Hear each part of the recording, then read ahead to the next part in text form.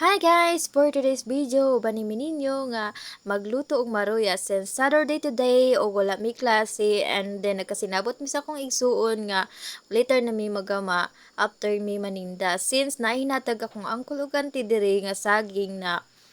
liswi o kardabal which is nagdungan jud siya kahinugay so need na pud siya lutuon lata na siya so good for maruya na ni so diri nagluto na mi nag-assign mi ako may tiglunot akong sister may mag-ukay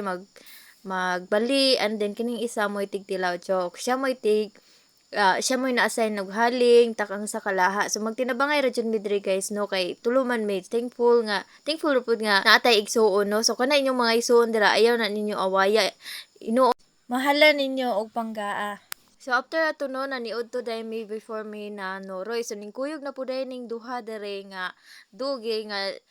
sus ko maghilak jud ni sila og di kakuyog so amo na lang pud pakuyogon kay luoy pud usahay among bugawon kay awayon man gud sa iro no luoy kayo. So diri no nagtaliksik thankful kay mi nga gipasakay mi ni kuya nga naabot ra mig tampi nga wala nabasa since nagtaliksik jud siya. Then right after pagpanuroy namo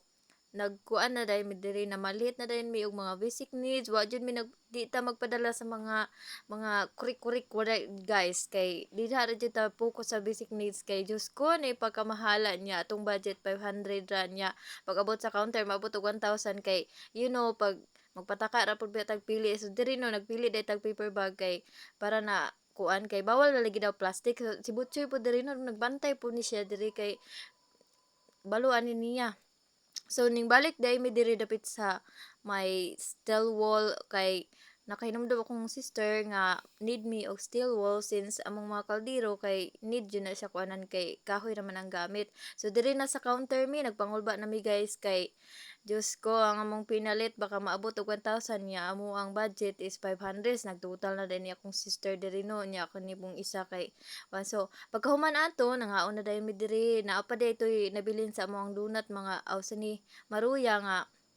mga pulo siguro to guys so nagkaon mi diri nag snack sa kilid so while di ay na kuan nagkaon mi nakahinumdum ko nga na dito nagpa-reserve og upat ka bukay dalon daw sa iyang mga bibis at home so ayan amo ang reserve ni kuya nga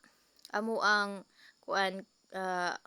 sa mo ang soke so ayan ang isa na mo ka sister siya igor siya mag video ingon ko nga apil ka Sharon pero di siya mo-apil kay maula siya daw siya sa iyang beauty which is gwapa man siya pero kining isa dere napianday namo ni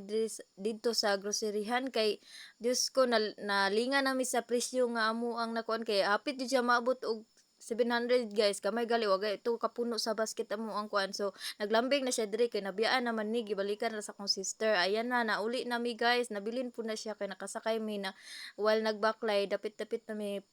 abot sa boarding house na ay nagpasakay sa mua so thank you for the Good Samaritan people there nga nagpasakay sa mua and then abot nami ang si Happy nga brown nga iro nasadyod siya kay nabilin raman siya sa boarding house. So maura to guys. Thank you for watching. Please like and subscribe and keep smiling, keep shining.